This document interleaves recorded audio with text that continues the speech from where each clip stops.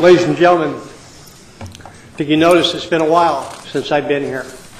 And I want to tell you why. Later tonight we're going to have a conversation. I don't feel we've had a conversation with this council for many, many years. Mr. Cohn was my council member for 18 years. We used to come here and have an open dialogue, give and take. We bring up comments to you.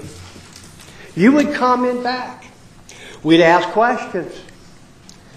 Gosh, an opportunity to come before the public dais in the sacred halls of our city council and be able to redress our grievances to our elected representative.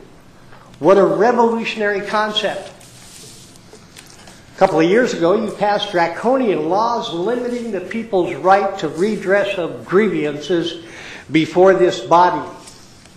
You limited the amount of time that we have to address you.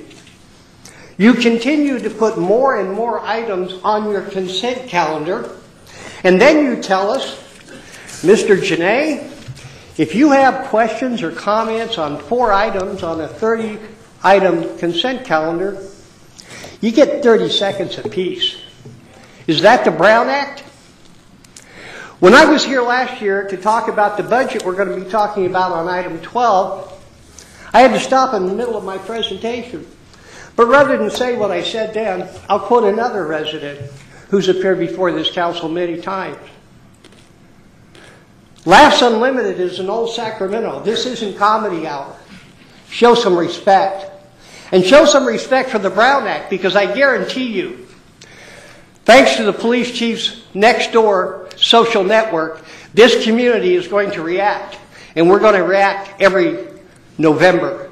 If you don't listen to us, and if you don't make eye contact, and if you treat us like we're second-class citizens. Thank you. This thing about subpoenaing the tax here, you are suffering for money. That's your problem. You are suffering for money. That's too big a corporation to cook the books. And you know that. So what are you trying to get out of them?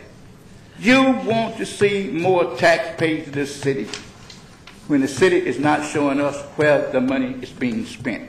Who is profiting? Who is agency is self-sufficient and what agency is not self-sufficient? That's what we want. It's kind of strange the way you guys are doing business now, and I'm very upset. You all have hijacked this whole thing around. We don't even understand who's going to be called. Mr. Boyd, do you want to make comments on item number 5? I am making a comment about this number 5 because I didn't understand how it went. Excuse me, you're interrupting me now. We're sitting there in silence, not interrupting you, but you jump at the opportunity to interrupt people. Councilwoman Ashby, or is it Mayor Ashby, whatever it is.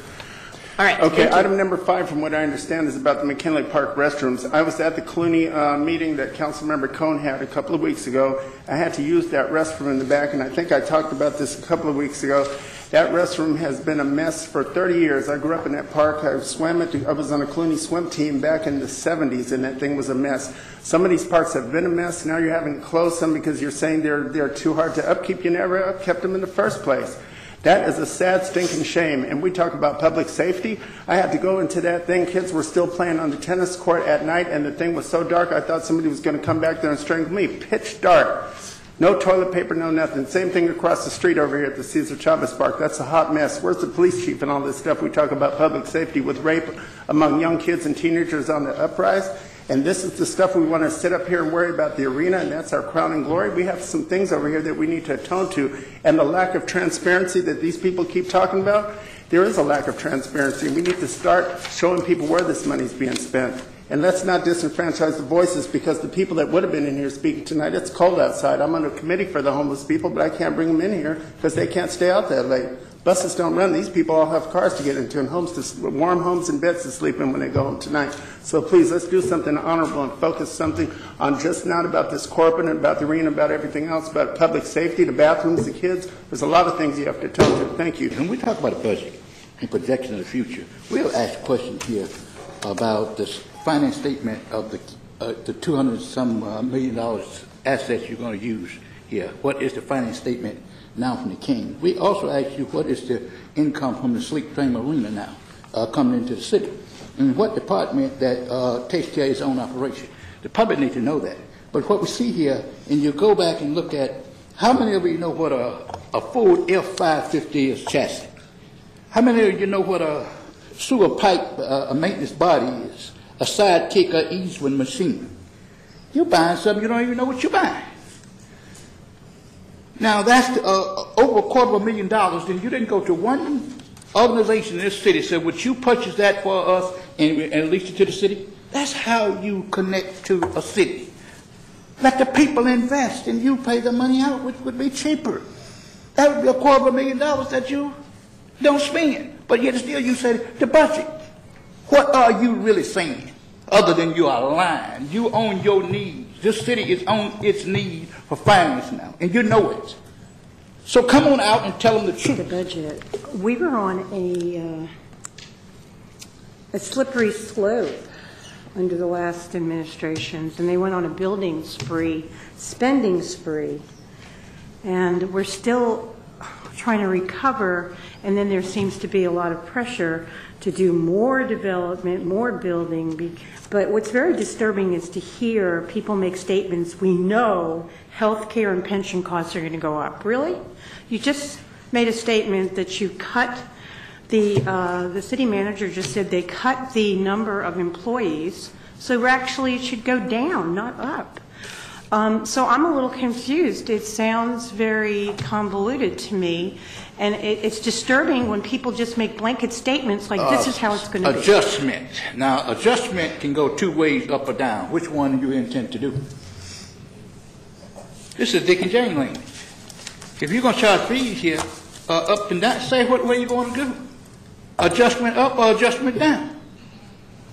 This is where I'm going to tell you, the city is on its knees. You ain't going to adjust nothing down. You're going to increase those fees. And you know it. Did any city council take this to their constituency? No. Why? They passed a sales tax for you. At least you should trust them something. Give them something to be interested in you in. Instead of sitting here looking at me like I'm from Cloud 9, I'm from Cloud 10. Wake up, people, because you are pimping the people. This is really pimping the people. When you can explain and put a word in something to vote on, adjustment. If a kid would write an essay and say adjustment, wouldn't the teacher would be interested in what you're going to adjust? What would be the adjustment to what?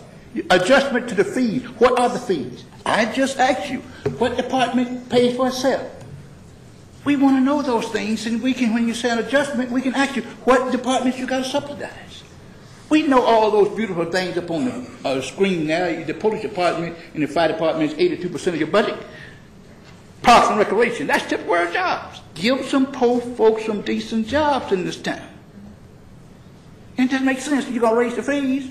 If they apply for a business license, you're going to raise the fees. You had it at $300, and I complained that once it dropped to $150 to work out your house. People, wake up and help the poor folks in this town.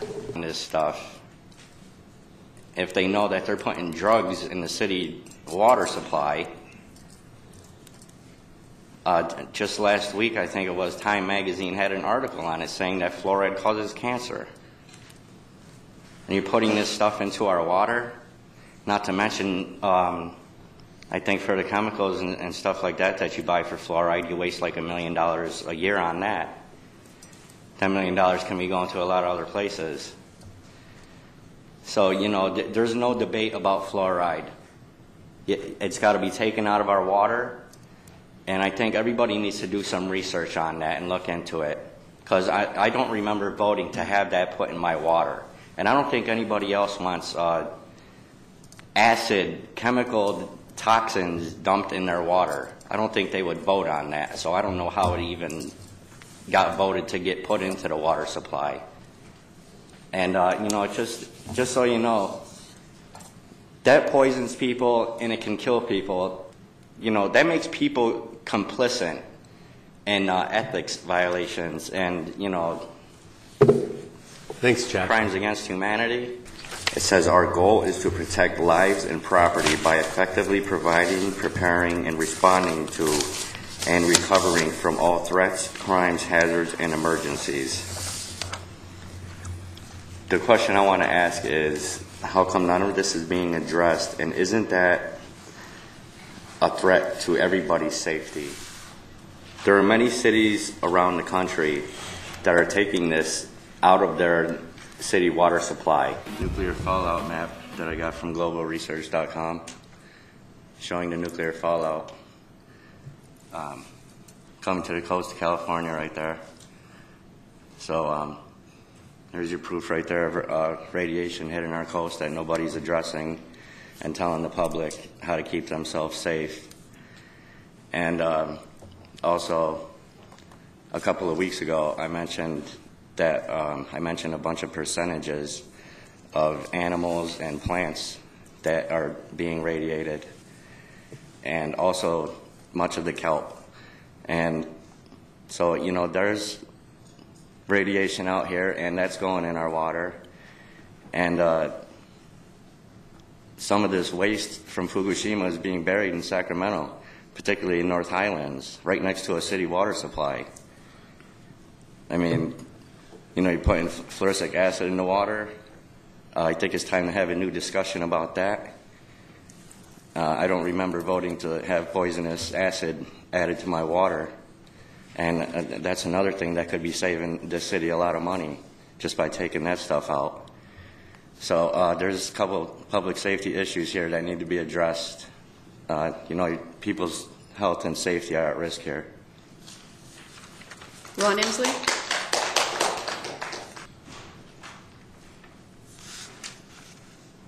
I was just curious when clapping is appropriate. Is that after they speak or after council people speak?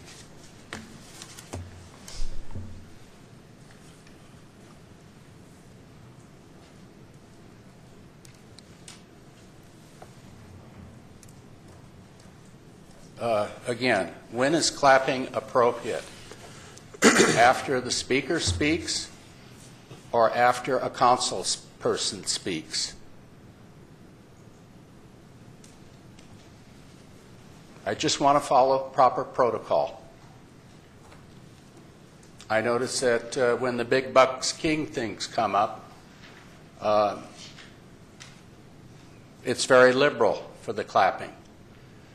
But could it be that things that are not so popular with certain people are frowned upon? Anyone have an idea?